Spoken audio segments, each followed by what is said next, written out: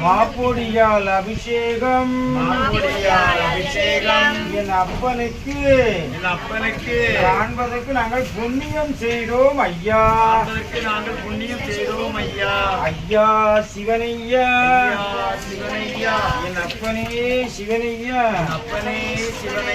மாப்பொடியால் அபிஷேகம் காண்பதற்கு நாங்கள் புண்ணியம் செய்தோம் ஐயா.